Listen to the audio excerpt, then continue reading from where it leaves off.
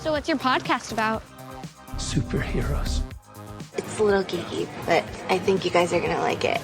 Try not to be too geeky. No, I can't promise that. Should we begin? It's a bird. It's a plane. It's the Geek and You Shall Find podcast. And now, your hosts, Kelsey Dickerson, Brad Fay, Kate Fay, and Noah Berlin. Hold on to your butts. Welcome to the Geek and You Shall Find podcast. Noah, Brad, Kate, and Kelsey back with you, and the team is fully back at full strength. And you knew we had to do it for episode 9, because when it comes to a Game of Thrones penultimate episode, you know sparks are going to fly, and we're here to talk about it with you. So this one definitely didn't disappoint. The showrunner said in the after the episode segment that they wanted to make this one feel like a Alfred Hitchcock-esque suspense, and I think that was successful. I felt that throughout the course of the episode, but for this episode here today on the podcast, we have the MVPs, we've got the LVPs, we're talking cringe moments and much more, but make sure to keep the conversation going with us by leaving your thoughts down in the comments section and follow us on social media as well. As always, here's a spoiler warning. We're going to be talking about episode 9 and giving our thoughts, our hot takes, our predictions. So if you haven't watched the episode yet, you'll probably want to do that. But let's do it. Y'all ready? Let's do it. The action on this episode was confined to King's Landing for the whole time, right? We had the Hightower and Targaryen faction of characters on prominent display. No Daemon, no Rhaenyra, no strong boys. They were nowhere to be seen in this one. And the title of the episode was The Green Council, which was pretty appropriate for what we saw take place in the events of the episode. So let's start with the big winners of the Green Council. Kelsey, who do you have as your MVP for this episode? Yes, so I do have 2 MVPs, but my number one, I think, could be an MVP or an LVP, which you guys talked about in the last podcast. Makes a great show and makes a great character. But in this episode specifically, I have the queen that never was, Princess Rhaenys. She's basically woken up in the middle of the night or very early day. It doesn't know what's going on because she's locked in. Has a really great conversation with Queen Alicent where she stays true to herself and stays true to Princess Rhaenyra, which I think is also very interesting, knowing the background between her and Princess Rhaenyra as well. You know, when they had that conversation when the princess was younger and was first named heir. So you just see a lot of different things of her being true to herself, being true to her word, true to her house. And I think it was really absolutely awesome. Obviously, that scene is probably going to be the scene that we talk about, but she also has opportunity to really end things almost. But we see that a lot in Game of Thrones. It's very Game of Thrones-esque of one little thing could happen and there's going to be peace and happiness, but we don't do that in House of the Dragon or Game of Thrones. So I would have her as my number one MVP. Well, I have a question for you based on that. And yeah, I agree. Rhaenys was also one of my 2 MVPs too. But my question is, do you think that she is loyal to Rhaenyra? I mean, how do you think she feels about Rhaenyra? Because I don't know if that's necessarily the case. I think she might just realize like maybe her bread is buttered one way, or she feels like she should be on one side for whatever reason. But I don't really feel like it's a loyalty to Rhaenyra per se. Well, when I say loyalty to Rhaenyra, it's obviously a lot more complex, right? Just like everything is in this world and these decisions that people make. I think it's a combination of she's trying to respect what her husband wanted. He was very steadfast in being like, you know, with King Viserys and just like really like holding them. And since Daemon was with Rhaenyra, I think that is like very convoluted. Also, she was saying that, you know, her house's words are not fickle. So she stands behind, like they make a decision as a family and they stand behind it. And 2, as we see with my other MVP, Eric, not to be confused with Eric, you know, I think it's also choosing the lesser of 2 evils almost. Not to say that Princess Rhaenyra is evil, but in her mind, obviously, I think she knows and thinks that she should have been the queen all along. So, but that's out of her hands. So I mean, fucking, you take one look at Prince Aegon's ancestral ass and you're like, no, like he should not, like the second that one soldier was like, wait, he's been doing what? Where? How long? He was like, fuck this. And that was within like 15 minutes of searching Flea Bottom. And he's like, what the fuck is going on?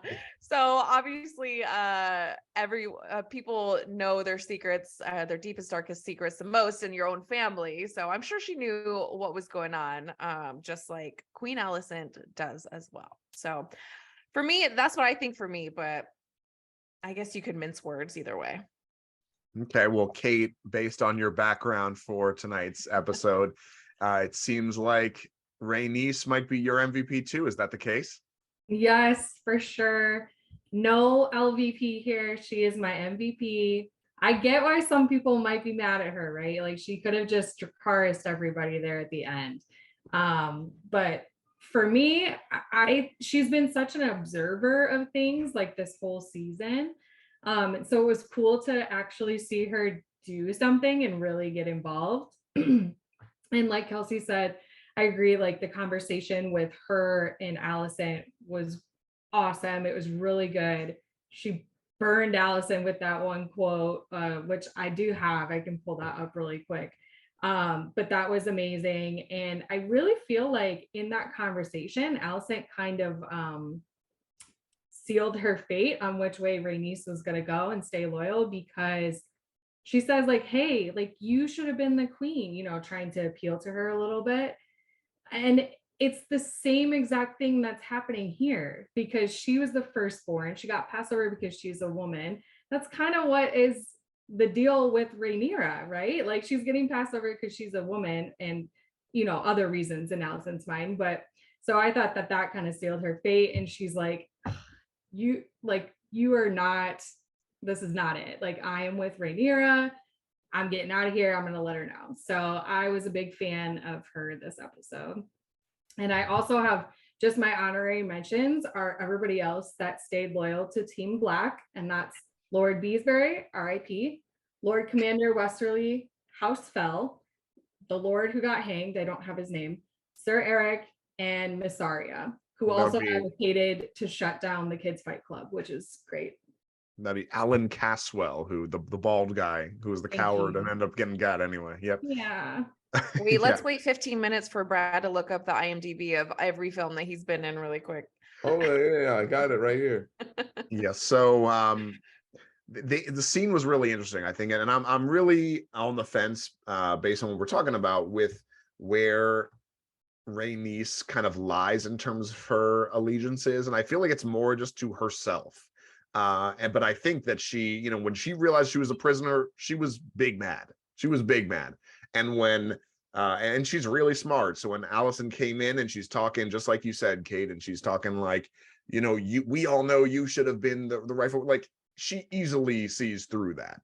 And I think that as we've talked about now in multiple episodes, where the heart of the conflict between Rhaenyra and Alicent is just about kind of the women's role within the patriarchy and how each of them have play by different rules, and they kind of act differently within that, which leads to this conflict. And I think no one is more like Rhaenys in this regard than Rhaenyra. And I think that's the only thing that she likes about Rhaenyra. I don't think she likes Rhaenyra even, other than that fact that she doesn't conform to this patriarchal structure. And she said, she's like, you know, Alicent, she said, you're smarter than I give you credit for. You're smarter than I thought you were, but you still play by the rules of men. And she said, quote, you desire not to be free, but to build a window in your prison. And like, that's just a pretty dope quote. And it kind of shut up Alicent right there in her tracks. Which you remind me, you guys talking about that conversation between Queen Alicent and Princess Rhaenys. You know how when Rhaenys says, haven't you ever imagined yourself on the Iron Throne? Why do you think she says that? She says it because she had the opportunity, if she's going to usurp the throne, and she did it obviously on behalf of Aegon, but nothing is crazier than the time when a king first dies, because anything can truly happen. Anyone can come in and take it if they have the will and the strength and the backing for it, right? And so if she wanted it, she probably could have taken it herself. I just had a revelation, which I don't know if it's actually a revelation or if this is stupid or everyone, you guys already have known this, but do you think that is when it clicks, like, you know, having that conversation and then it clicks in Alicent's mind to be like, oh shit, that's when she's like, I need to be the first one to get to Aegon. So then like you guys you guys already mentioned it, like before them, like, you know, trying to get to Aegon first, but when she's like, oh shit, like I can't just let my dad get to him first. I have to get to him so that I'm kind of like pulling the strings. And that's when it clicks for her.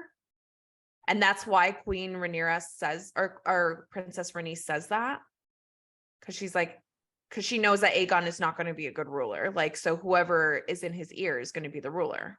I don't think that was necessarily about that. I think she's just really showing Alicent that, like, yeah, you think you're smart, you think you're doing the right thing, but you know, you're still living in this world of men and their rules, and you know, and you don't have the courage to take it for yourself. And I think she looks down on her for that. And that's the one thing, again, that she respects Rhaenyra for having the courage and the will to do, is to be that queen herself and to smash that patriarchy, if you will. So I don't think she's necessarily talking about Aegon at all in that situation. But I mean, what do you guys think? Yeah, I agree. I don't think she meant that much into it. I think she was just kind of like what you said, Noah. Like her whole thing was talking about the men's role and how she has been passed over for these men, even though like the women are clearly, they would be better rulers, I think. I get that, but without having that conversation, without Princess Rhaenys saying all that stuff, I don't think Alicent would have been like battling her dad basically to try to find Aegon first. I think she still would have, because she was so hell-bent on not killing Rhaenyra and Daemon, and she knew her dad wanted that. Yeah, And I mean, like, let's talk about Alicent real quick too, because she was kind of bamboozled here to start this episode. And to be honest, I was shocked at how much she was broken up about the death of Viserys. I thought she'd kind of be like, all right, get out of here, you skeleton ass, fucking decrepit motherfucker, right?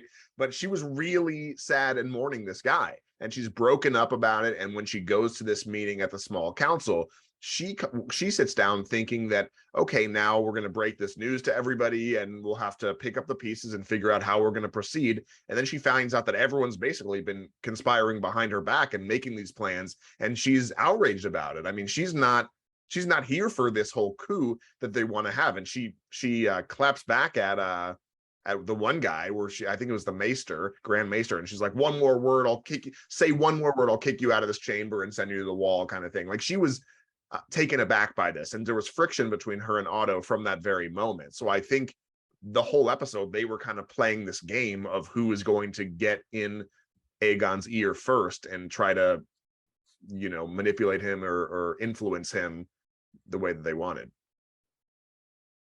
yeah, and I was honestly not could see super. it either way. Sorry, go ahead, Brad.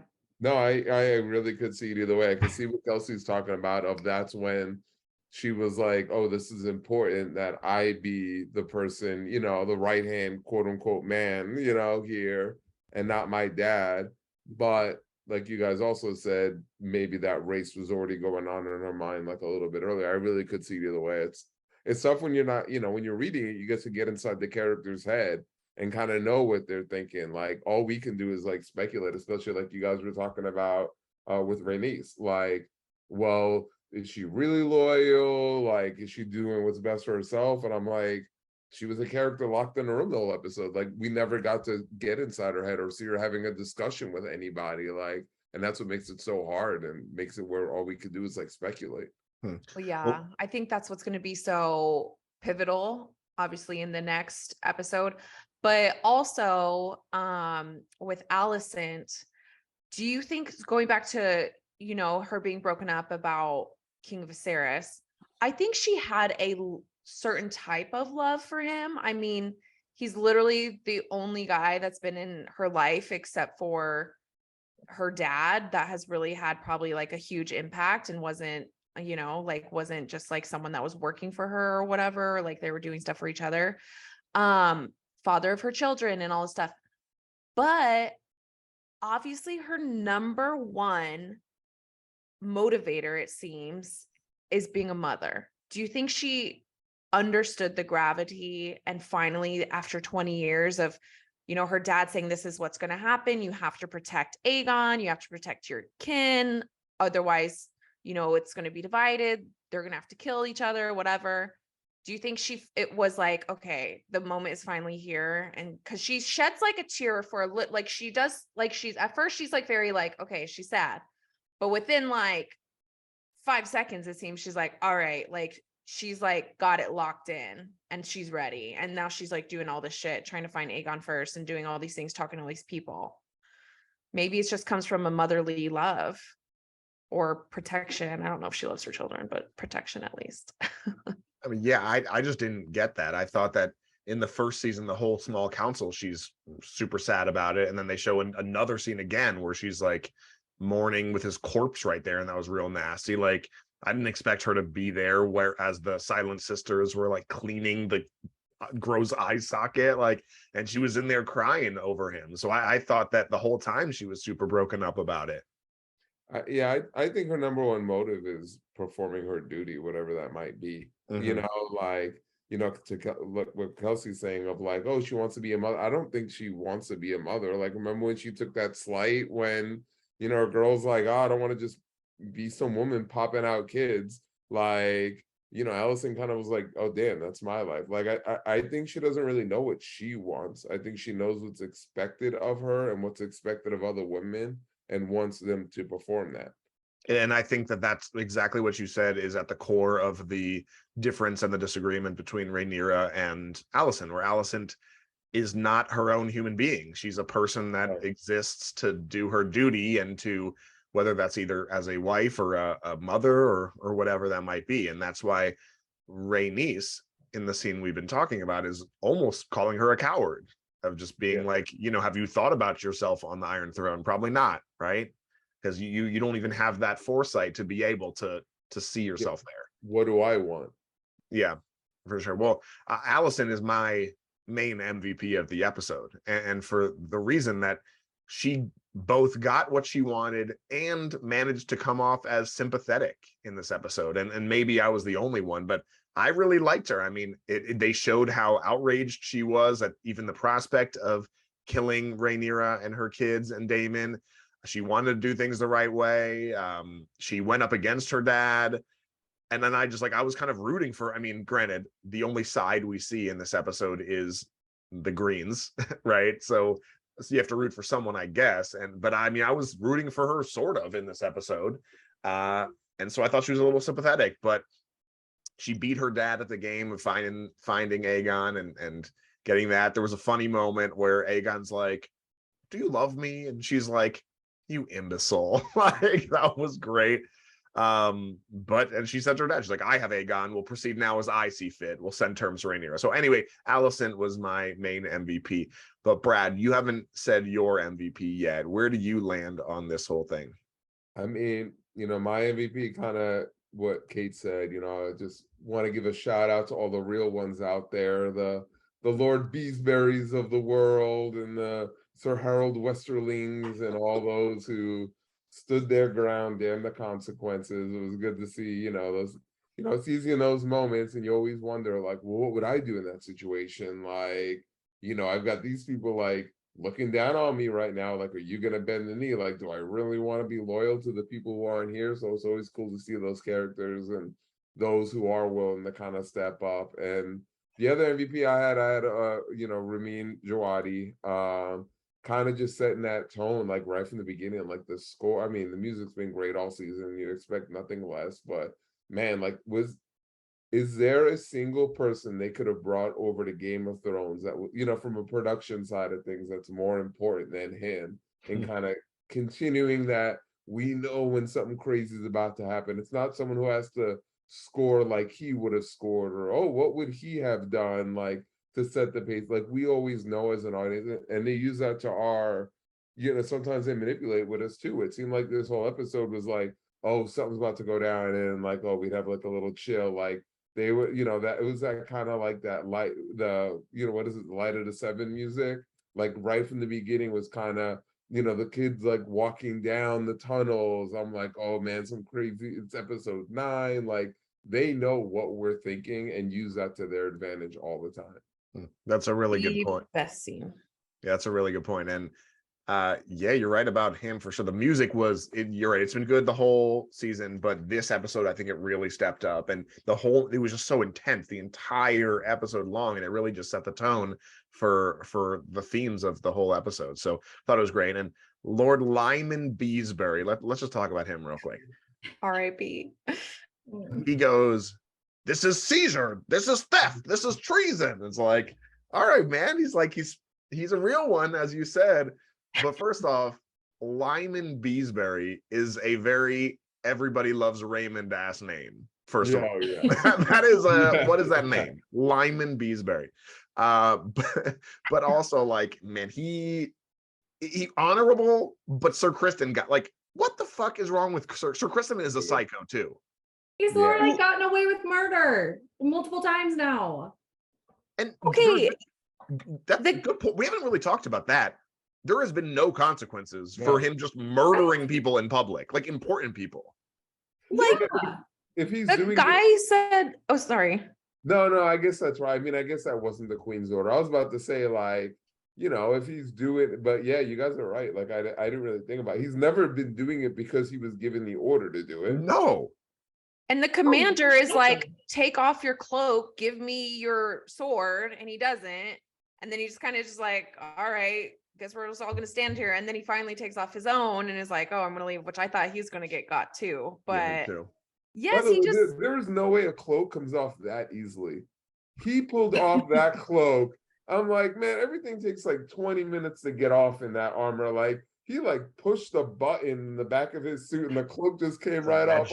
Ejector cloak. Yeah, I was like, that would have been a way more awkward. Like, give me 5 minutes. I'm going to remove my cloak right now. Hold on, just one more button and I will slam this cloak down on the table.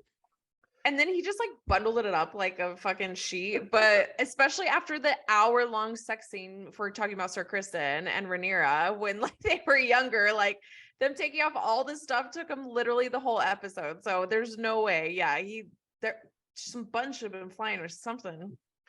That's a good point, bro. So bad. And his quote about like, well, we respect women, like you treat them like the mother or whatever. Treat them with respect. It's like you were just calling Rhaenyra, I see you next Tuesday in like 2 episodes. Yep, true story. Good point.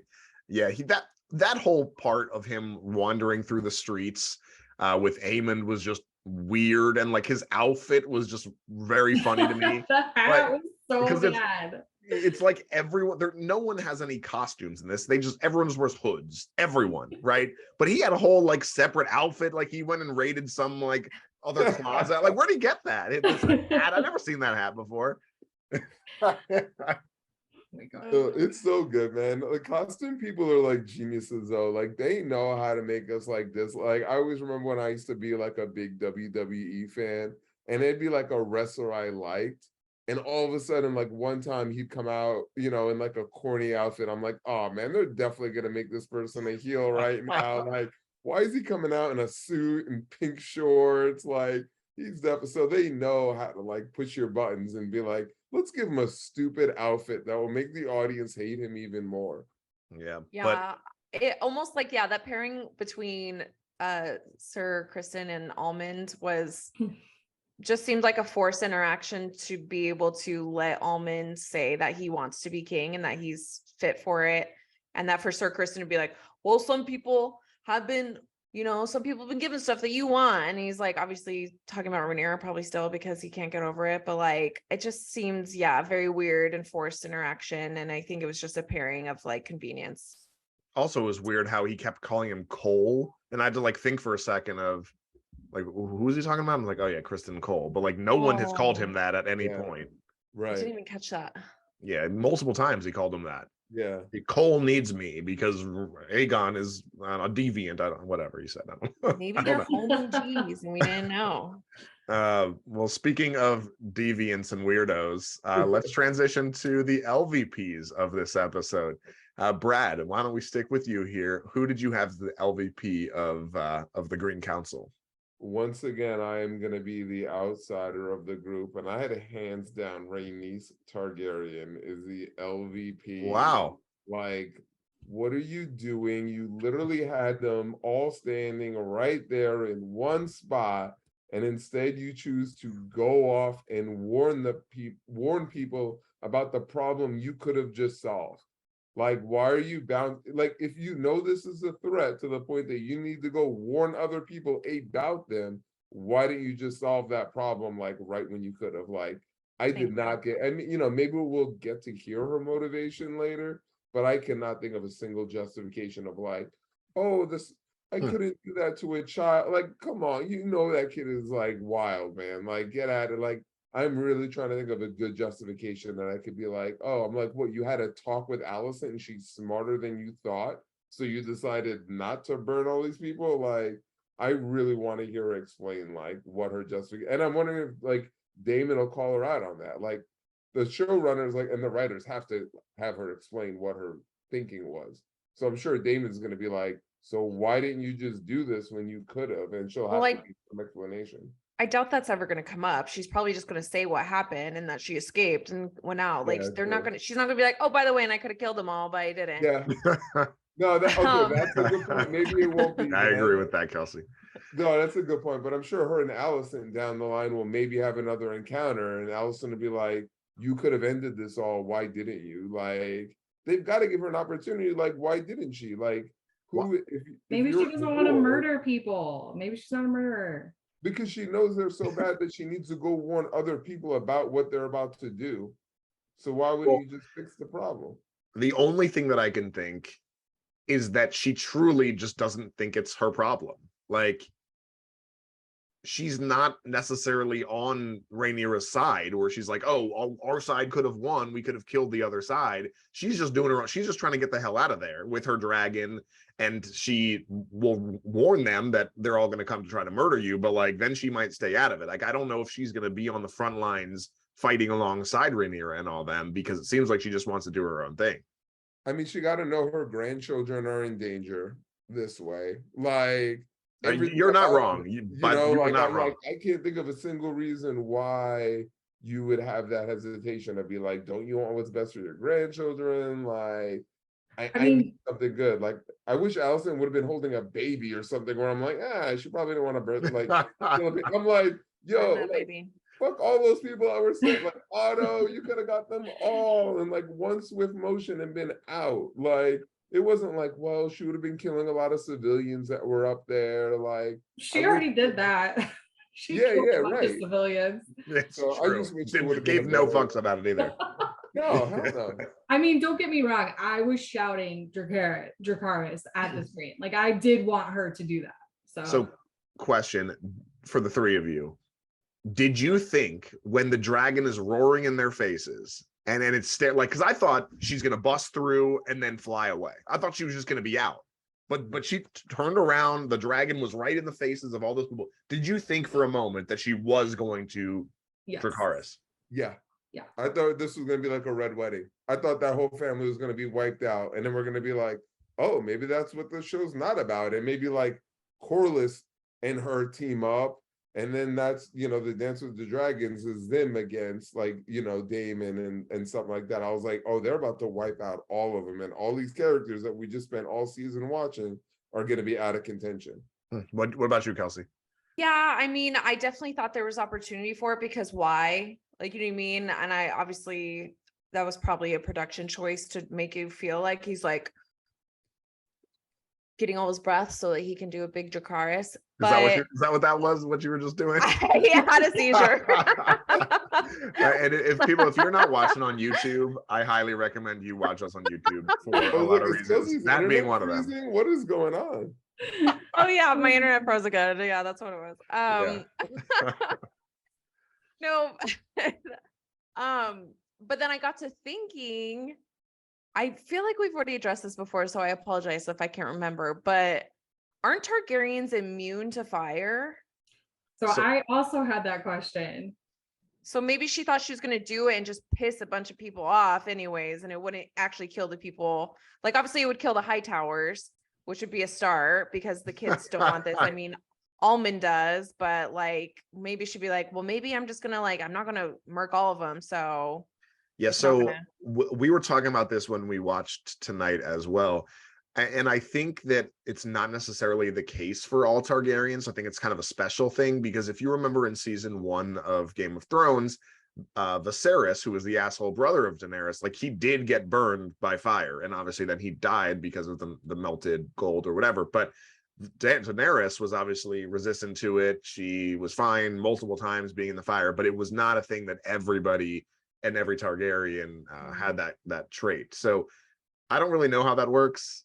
Honestly, it seems like whatever the directors want to do, but yeah, I don't know. think it's like a badass thing. I think it's like the real, like a badass target. Like if you're Targaryen worthy kind of was thing. Like, my brother was not a dragon. Like, you know what I mean? Like, But what about Lena? Like she was cool and she got yeah, she had the biggest I don't dragon that think- we know of so far. I don't mean cool. I mean more of like you're like destined to like, you know, be like a leader or something like that. You know, like you are meant to be a good ruler, or not even meant to be, but like have the potential. Like Daenerys's brother, sure as shit wasn't gonna be. He was a little weasel. He was going around behind people's backs. Like he wasn't like a badass Targaryen like a Daemon would be or someone like that. Like that was So like if really you're powerful. worthy kind of thing. Yeah, exactly. So I Okay, think maybe. I think that those are the people I can like. Daenerys was like stepping into the hot water. She like wasn't phased about it. She started noticing all these things like, oh wait, like all these things like didn't affect me. My brother got killed. Like I must have something special within me. And I think that's when she kind of became her own like believer. Yeah, it was the hot water. It was that the eggs were in the fire and she just grabbed them and they weren't hot on her. But then the handmaiden comes in and touches them and burns herself. Yeah. So you have a few moments before she actually went onto that funeral pyre at the end of the season. But all right. So Kate, what about you? Who was your LVP? I know it was not Rainier or Rhaenys. So who was your LVP? literally everyone else in the episode. but specifically Kristen Cole, because he's just terrible. He's terrible. Otto and Alicent, just because they're like super team green, and I hate that. Oh, and Laris, because he's a sick fuck. Yo, Yeah, we gotta talk about that. We'll get there. We'll get there. Okay, We'll get there. okay. All right, I Kels, have questions. LVP. I wanted to text you guys about that so bad. I can't wait to talk about it. No, yeah, I agree. There was a lot of LVPs for me. Brad, you hit it on the head with Princess Rhaenys and all the reasons that you said. That's why she was my shared MVP, LVP. But I would say Eric with an A for sure. The twin, even though they both were hot, I apologize, but one of them is a little bit more badass than the other. So Eric with an A was a little bitch. Eric with an E was great. But also, I mean, you could take this multiple ways, but for me, a huge LVP, and you just knew this was going to happen, and it just makes you so mad. But Aegon, because he's sitting there the whole time trying to run away with the white worm, who also is an LVP, and so is her accent, whatever the fuck it is. And then he's just sitting there, and then the second, you know, you have all this pomp and circumstance, he's getting all this respect, all these people, and you just know he is that narcissistic, malevolent, disgusting type of person that this power immediately goes to his head, and he's like, oh yeah, I'm the king. And you just know things are going to be so fucked from here on out. And that was the turning point for me. It wasn't Otto Hightower. It wasn't Alicent like running around. It wasn't like the council all, you know, being sneaky about things. It wasn't Almond wanting to be king. It was that moment that was very Joffrey-esque and very totally Joffrey vibes. You're right. Yeah. Totally Joffrey vibes.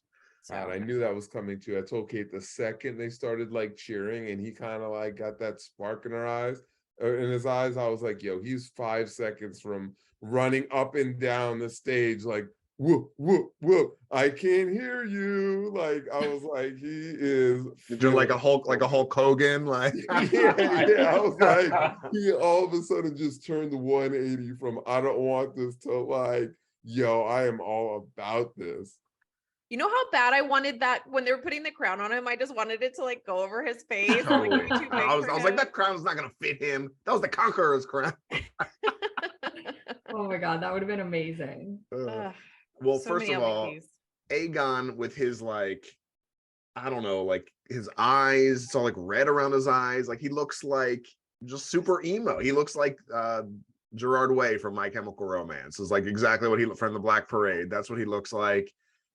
With Robert Pattinson in the Batman and Egon in this, just like 2022 is just the year of emo, I think. But the scene where Kristen and Aemond are walking around looking for Aegon, and they go to the whorehouse or whatever, and Aegon or Aemon's like, yeah, he brought me here when I was a kid once. He said he wanted me to be as experienced as he was. And it's like, he said that? It's like, well, no, he said it's time to get it wet. I'm like, God damn, it's time to get it wet, Aegon. Like what society are we living in Westeros here, dude? They're just going to fleab on him and being scumbags. But which, by the way, that lady was like, "What's up? Been a while." It's like, you've grown. Hey, Ugh. Oh goodness. He just like looks at her with his eye, like totally, and not blinking. Again, he went the whole episode without blinking. I don't know how he does it. He's wild. It reminds me of, you know, that scene in Bridesmaids where in the beginning when they're talking and they're like doing this, where they like do the one eye thing looking at Kate knows what I'm talking about, but that's every time you talk about Almond not blinking, it reminds me of when Kristen Wiig is doing that. And if you don't know what scene I'm talking about, go rewatch Bridesmaids because it's a good movie. I don't remember that scene though. I'm sorry. I want to be with you on this, but I don't got it. Well, I think that a lot of what Aegon did is definitely cringeworthy. Whether it was a specific moment like time to get it wet or just him in general. But let's go with you, Kelsey. What was your cringe moment from this episode? I didn't necessarily have a moment. I guess some interactions and people were just cringe throughout. But I'll say that my cringe moment, if I had to pick one, is going to be between Aegon and Alicent while they're riding to his ceremony, I guess you could say. Coronation, thank you. I almost said like an inauguration, and that's not right. Similar. We have an election coming up, folks. Register to vote. But yeah, I would just say that whole interaction of him being like, well, Dad didn't love me, and like, you don't even love me, and he never said that. He had 20 years, which is all he was making such valid points. He's right. He was right. He was right in all that. And he was like, yo, he could have done all this stuff. 20 years he didn't even like me. I don't think he even loved me, which Queen Alicent does not bat down any of those accusations, which is hilarious. But because they don't lie to children in this show, they don't lie to kids, which I think that's the number one thing that we should learn, is that you should always lie to kids. But it's for the good of the realm, you guys. The 7 kingdoms, we need to protect them. But like, she opens the thing and the dagger's in there, which they don't even understand the whole significance behind it because they're not true Targaryens. And I doubt King Viserys told them otherwise. Queen Alicent wouldn't have had that misunderstanding. And then him being like, do you love me? And she's like, you imbecile. And I'm like, oh, it's just, okay, get out of here. Like, we get it. It's just one of those really like, whatever moments to me. I didn't appreciate it. Okay. What about you, Kate? Did you have a different cringe moment? I just thought it was a little cringy, like the whole like Miss Saria and Otto interaction. Because like he had already kind of interacted. I don't think he knew it was like her, but like, I don't know, he had kind of already interacted with the White Worm, and it's like weird. And then her whole thing was like, I want you to stop the kids fighting club. And like, yeah, I don't know. I just thought that was like a really weird like motivation for her. Like, yeah, we just found out that existed 5 minutes ago. Right. Yeah. It was just like, I don't know. The whole thing was just, it seemed really forced, I guess. I don't know. And also, I mean, as we see, but maybe she should have known, having interacted with him this whole time, Otto's going to do whatever he can. He already has all, like, basically all the handmaidens and all the staff of the tower locked away. He's killing lords left and right. He doesn't care who dies. He wants Rhaenyra and all of her kin and brother to die. Like, so what's going to stop him? Why is just like a bag of gold? Why does she think that's going to do anything? She should have, I don't know.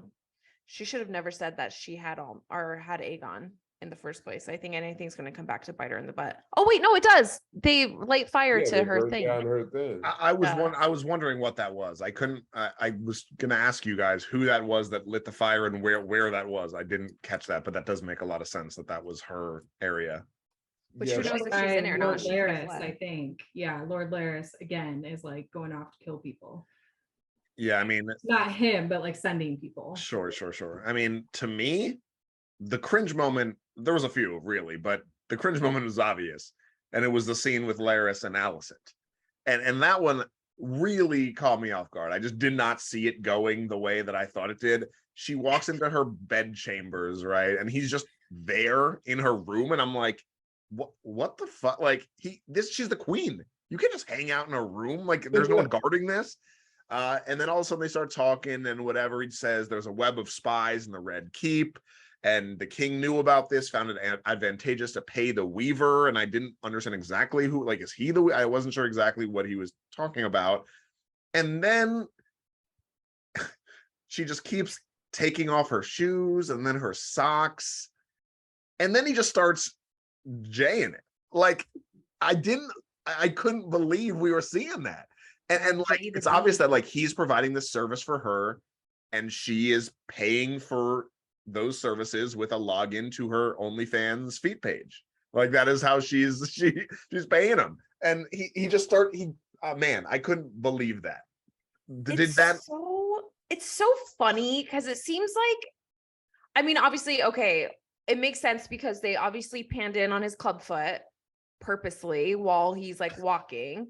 And it makes sense of maybe why he has a fetish for that, because maybe it's something that he wants or whatever. His life could have been. Is that how that works? I don't know. Okay, we don't kink shame here, first of all.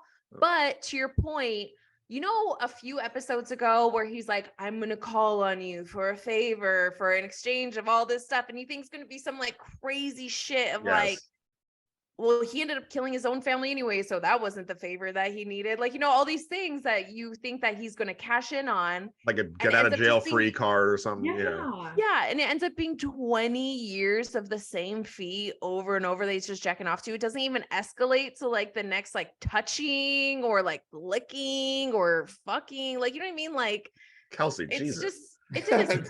You can fuck some feet. All right. It's possible. We all just died a little inside. Well, we don't kink shame here on Geek and You Shall Find. This podcast just lost its soul. It's just, I agree with you though, Kelsey. Podcast mouth.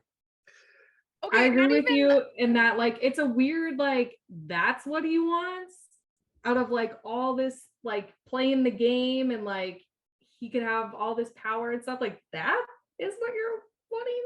And the way that she just kind of looks away when it's happening, like, that leads you to believe this is a thing that has been going on for a while. And this is just how she deals with it by not looking and trying to pretend that she's not there, going to her happy place or something.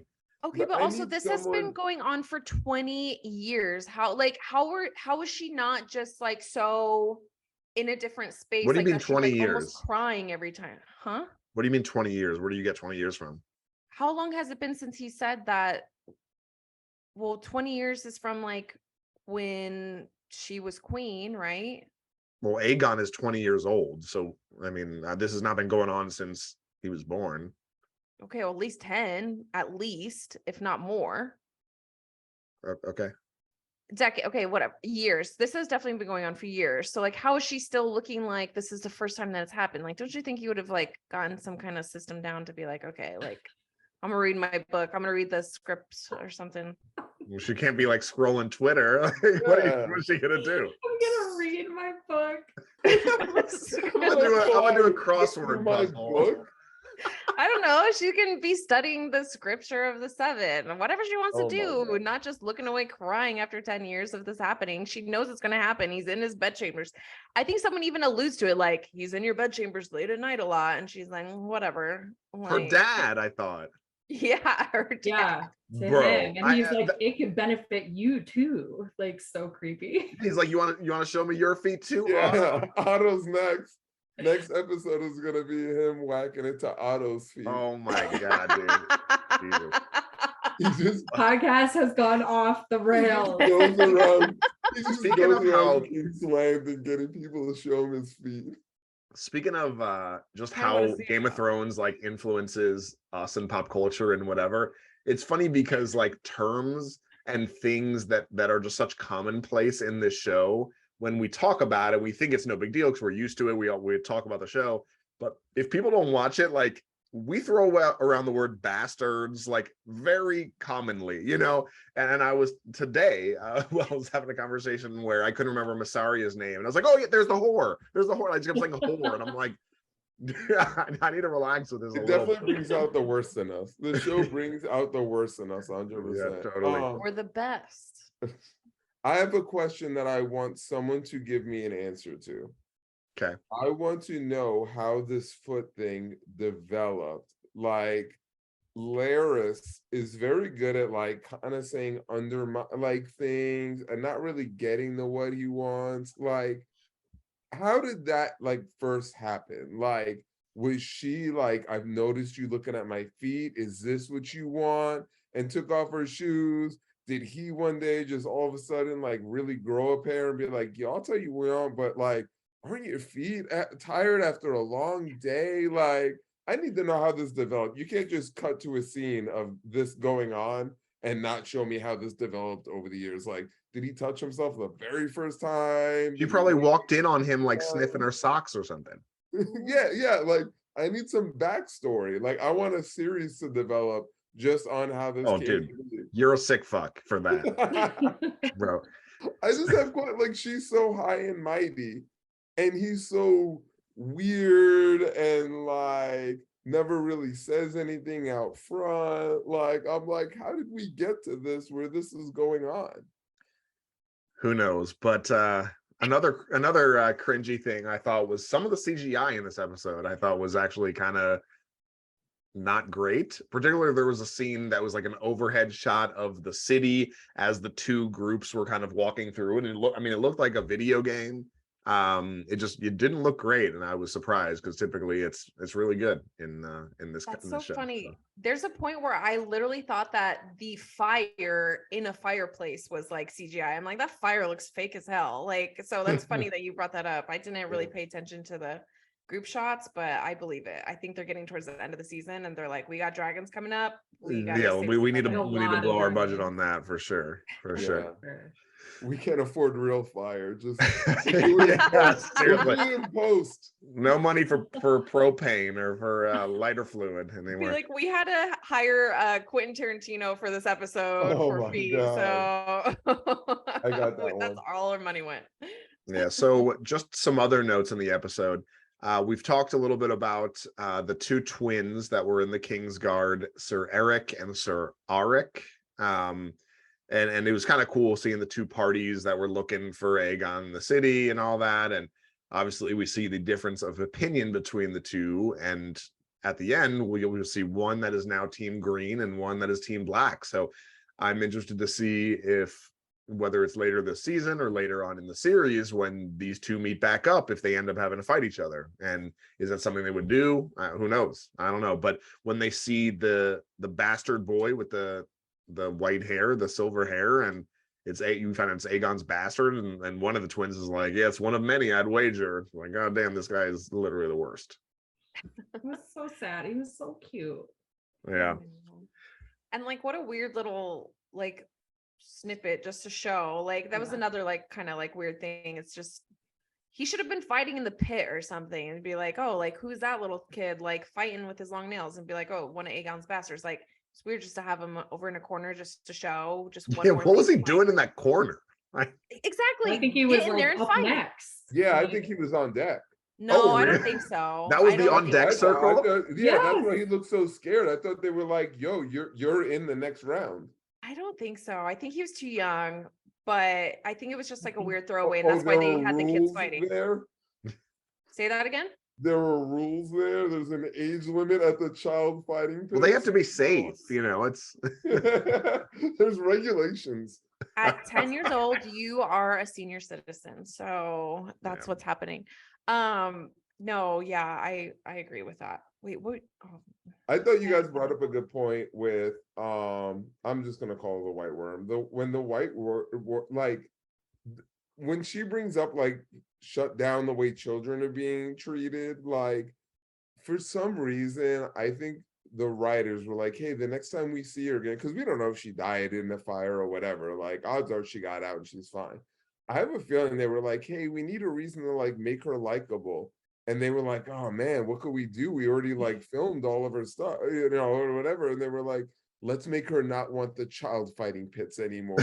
That'll make the audience love her immediately. It was like so out of left field. I'm like, Yeah, it just when seems is this your number one priority in life?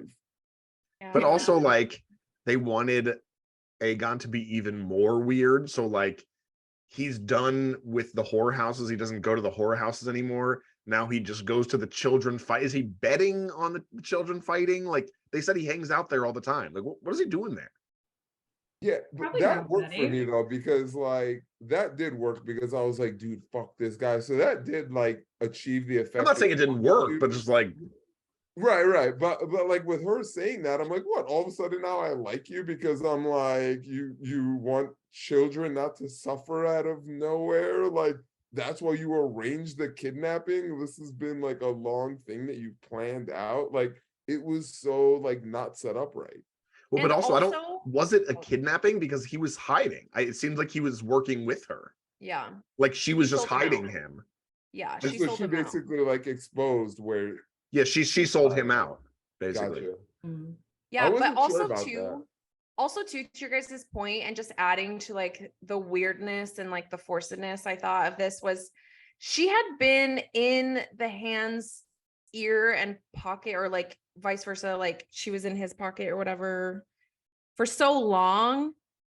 She could have ended these things a long time ago just by being like, yo, I'm not going to feed you stuff like or whatever that you need to know unless you stop these child pit things. Yeah. Like Yeah, it's true. This It's is not her just- first time because yeah, we saw it was when Damon went with younger Rhaenyra to the Yep. whorehouse and did that whole thing, and like that was the first time we see the White Worm and that she's spying and passing information off to Otto Hightower. So it's been a very long time for that. She had probably, if she was really that concerned with these child fighting bits, you're exactly right, Kelsey. Like it just seems such a weird addition to bring in this episode. And like, I'm sorry, yes, if there was a real child fighting pit in like our society right now, that would be terrible, especially if they're like growing out their nails like Wolverine or whatever. But like in the world, like to your guys' point of like it kind of being like, so it's such a corrupt thing that even influences our language of how we talk about people in this world. Like that's it. Had no effect on me. I was like, this is stupid. This doesn't even seem that bad after he was like raping people left and right and like all the stuff that we've seen in Game of Wow. Thrones. Like, Dude, I agree with you, and it's fucked up, but I agree with you because we went from the whorehouse and they're like, oh, he doesn't go there anymore, he goes here, and then they threw the How was kids that? in the ring, and I thought they were gonna do some like weird sex thing with the little kids. Some Oh, crazy God. shit. And then they started fighting, and I'm like, oh, okay, good. Like Yeah, the child oh death. my God. Seriously, but this show is fucked up. That's crazy. Yo, I mean, well, think about it. We were talking about Light of the Seven earlier. Like, literally, one of the maesters had those kids Yeah. stab the shit out of one of the other maesters. Like, you know what I mean? Like, there's things Yeah. that have happened way worse to kids and by kids, like throughout. So, like, fighting, and it didn't even look like they were fighting to the death because they just have fangs and like things. They weren't giving them swords and stuff, like a cockfighting ring. Like, it just wasn't like. It just did not brutal. seem that bad and like so worthy of the White Worm revealing herself, revealing Aegon, and like trusting this guy. Like it just whatever. I Anyway. do think my favorite part of this episode was when they first cut to that scene of the children all fighting. Kate yells at the TV, "Yo, it is 7 a.m." I'm like, yo, that's true. Oh This yeah, is because going it was on like at, the morning. What? 7 a.m. I'm Like the king had just died. They just found out. They're trying to find Aegon. It was like 8 a.m. and there's like the this sun was coming up, and kids then got like fighting. main event Party's Like, so fighting late. going on. That was like the Party's so tailgate late in party, like the Westeros. opening act of like the.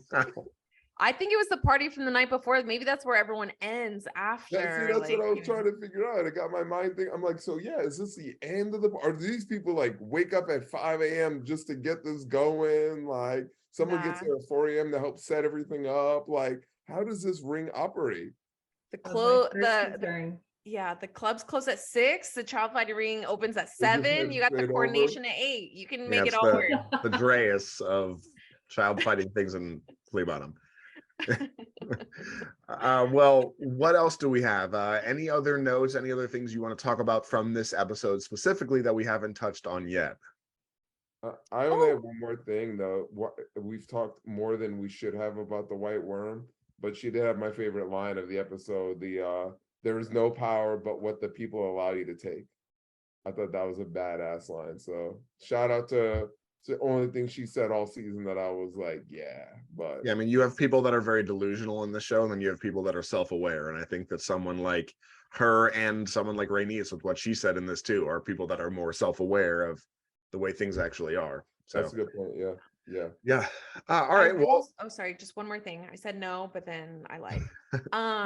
I will say, seeing Rhaenys's dragon come through literally however many blocks and however many tons of cement just makes it so much more, hurts my heart, makes me mad all over again about the dragons dying in Game of Thrones from like an arrow. Like, please. I just had to say my piece with there, because they literally came through tons of cement unscathed, whatever. It looked like he just went through a piece of paper. Like, dragons are so strong. But that was a specially designed like arrow. to pierce, it's like, yeah, to launch it and pierce, it's like weakness or whatever. Yeah, like Smog. You have to get him where he doesn't have scales below. We're not talking about Lord of the Rings right now, Brad. We're in Game of Thrones, House of the Dragon. Kelsey, speaking of that though, I think we need to prepare ourselves for some dragon injuries, some dragon deaths next week. You know what? I think you're right. And I'm very scared. Yeah. I guess the one thing that I will say, like, obviously it's very sad anytime a dragon or a dire wolf or an animal dies and especially in this, but I haven't really grown close to any of these dragons like you do with Daenerys's dragons and like the dire wolves and stuff that you see. So I mean, true. I think it's still gonna be sad, but not like crying on the way into work sad for me. Yeah, they might be gruesome though. That's the only thing. It might be gruesome. And like dragons forced to fight each other, like that's what's going to be tough. But in this one, when we were watching it, and we know like this episode I thought was great and very suspenseful and very tense, but there wasn't that moment that you're accustomed to seeing in an episode 9 of a Game of Thrones series or season.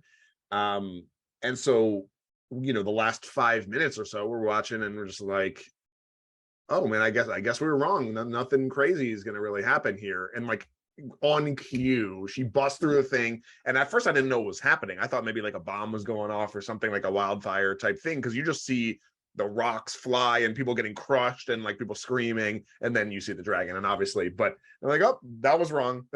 Dead wrong.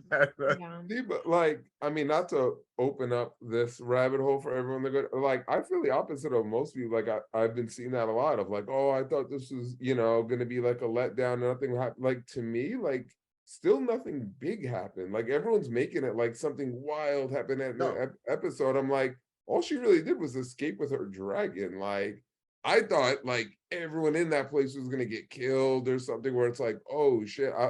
I think I just set my expectations too high. And again, that's how like they know how to mess with you. They know we're thinking, oh, this is episode 9. Something nuts is going to happen. Like the way they're doing the music. So it almost set my expectations too high where I was like, oh, so all that really came of all of that was she left with her dragon.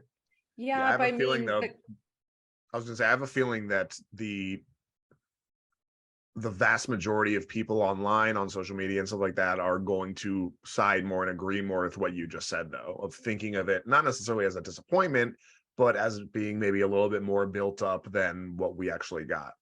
Yeah. And I think it's gonna most likely where the impact of that is going to be obviously in the next one, and giving the blacks, I guess that's what the greens and the blacks, like, time to prepare. And like, instead of hearing this news weeks, if not months later, or like once they're already being attacked and being surprise attacked by, the greens, like it's going to give them time to prepare and be able to get their forces up. So I think that's where the impact is. But I 100% agree, Brad.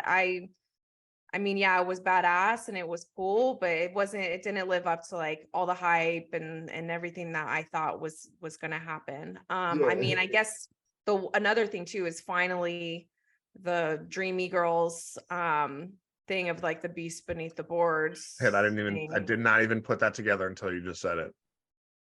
That's the only thing that I could think of. But even then too, it's like, girl, you need to fine tune your stuff, because you almost got too. So you need to fine tune your little dreams and realize what's happening.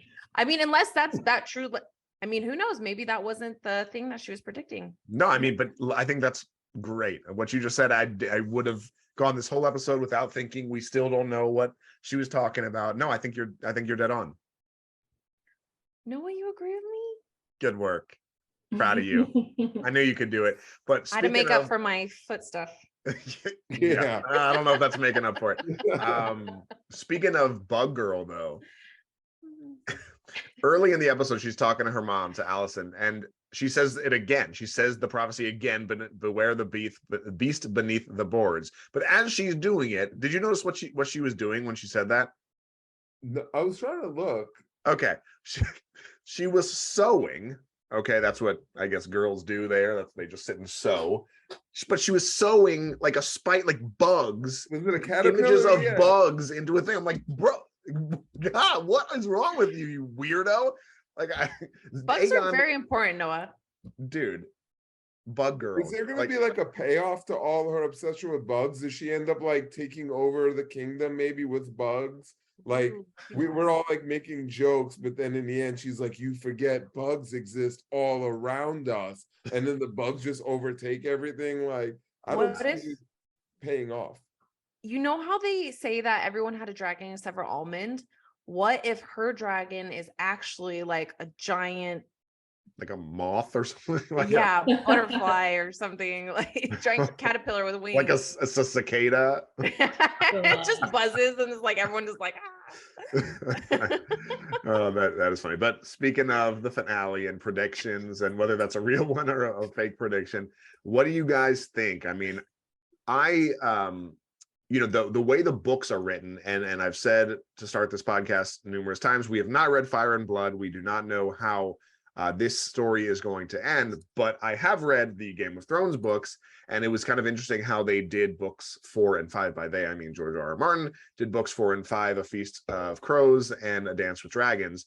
And basically what he did is told a story and split the characters in half, and half of the characters tell their stories in the timeline in book 4, and book 5 picks up at the start of that timeline, at the start of basically book 4 too, and tells the story of the other characters. So I was wondering if they were going to do that with these 2 episodes, where you have the green side in this episode and we didn't see any of the black side, and then the next episode would be just the black side, and maybe it ends with Rhaenys getting there and warning them. Or maybe it's not. Maybe she gets there and warns them and it's about the fallout from that. But that was a thought that kind of went through my head as we saw how it was kind of divvied up in this episode. What else, Brad?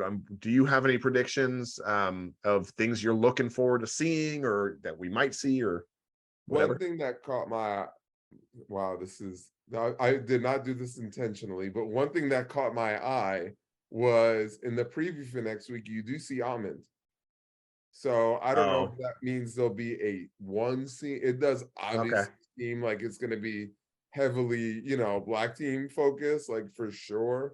But I'm wondering, I'm like, yo, does he end up with them? Or is there just going to be a random scene? Like, it was just literally a shot of him like turning and looking at the camera, but it just caught me off guard that he would be in next week's episode. Yeah. So I'm like, maybe they'll do one green team scene that he happens to be in, or like, I'm like, does he make his way over there? And then like, it's like, hey, I'm with you guys. Like nothing would surprise me.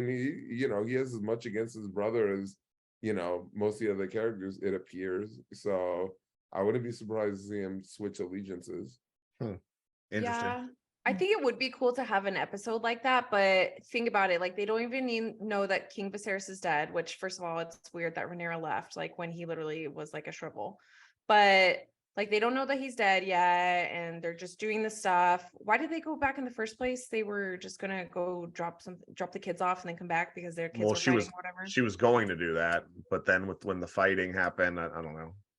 Yeah. So I mean, I just don't know if that much would be happening without knowing that Viserys was dead. But that would be cool to see. But I mean, for next week, if it's the big fight, I mean, I can't wait to see Almond and Daemon, Daddy Daemon. I'm really looking forward to that and truly seeing. I think this is going to be a great opportunity to see where the lines are truly drawn, and see if there's still any gray left between characters and between families and houses. Because obviously when you're battling with dragons, if you don't pick the right side, or if you can't be like tiptoeing around what side you're on, or you're gonna end up like the crab feeder. Yep. Yeah, and we know that the black team has the numbers of dragons, but the green team has the biggest and the strongest. So it kind of is a little even there. What about you, Kate?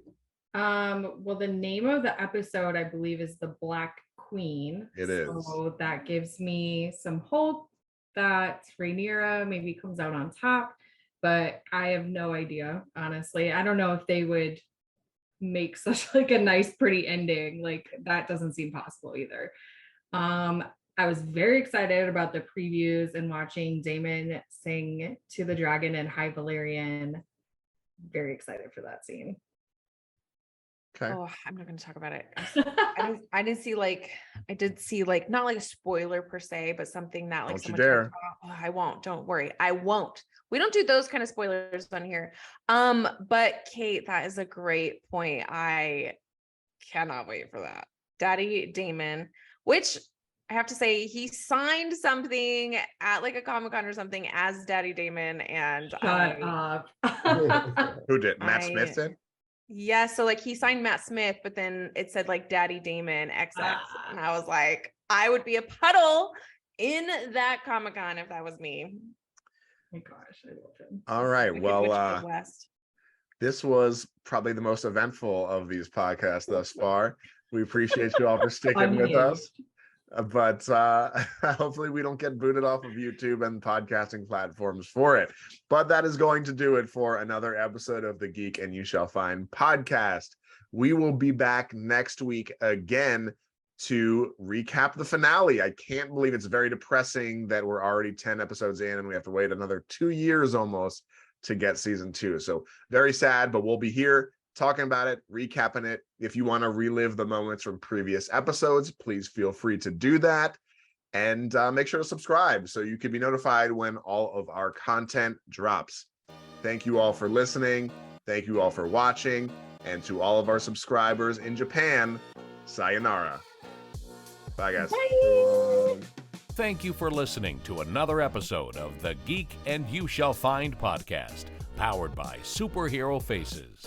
Be sure to like, comment, and subscribe. And follow us on Facebook and Twitter at Superhero Faces. And on Instagram at Superhero_Faces.